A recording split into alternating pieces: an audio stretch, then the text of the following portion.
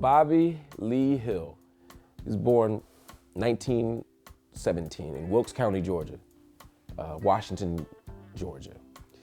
And he was precocious, engaged, but they grew up in the Jim Crow South.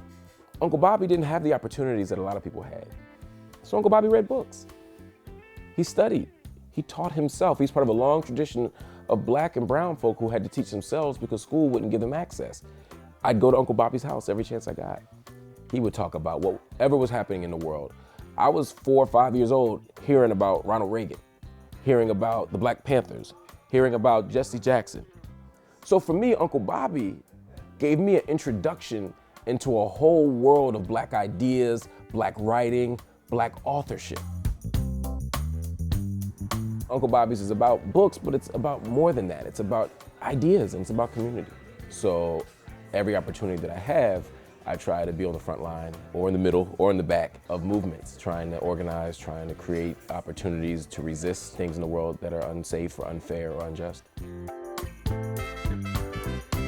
Welcome to BET's Black Coffee. I'm Marc Lamont Hill. I sort of stumbled into TV hosting. I was a cable news pundit for a long time, and then Black Enterprise came along in 2010, and I developed, I worked, I got coached, and I eventually became, I think, a professional TV host. And since then, I've hosted my own late night talk show on VH1. I've been the host of BET News for over 6 years, and I host a range of specials on topics largely pertaining to the black community.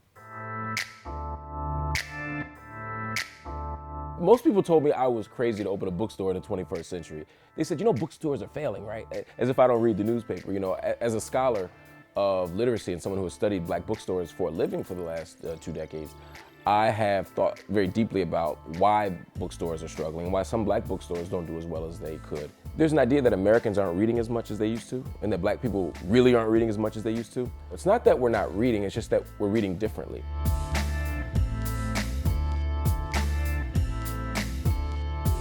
I believe that if we want to love and support our own communities where we live, where our people are, then we have to invest in those places.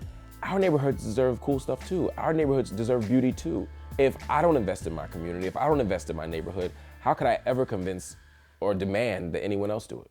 We go to Barnes and Nobles, we go to different bookstores because my kids are really into reading, but never where you can just embrace so many different kinds of authors, and I'm just excited about being here. My favorite part of building Uncle Bobbie's was putting the books together. I picked every book that was on the shelf when we opened up. I said, what would the coolest bookstore in the world look like to me? So we run the gamut from traditional bookstore to leftist bookstore, to black bookstore, to children's bookstore. We try to cover a little bit of everything that's in our community.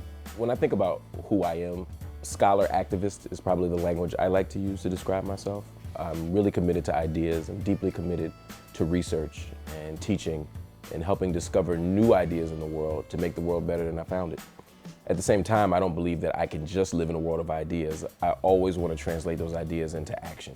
So we're event-based in a lot of ways. We don't just have books for sale, we also have huge author events that bring the community in contact with people who they might not otherwise get to meet.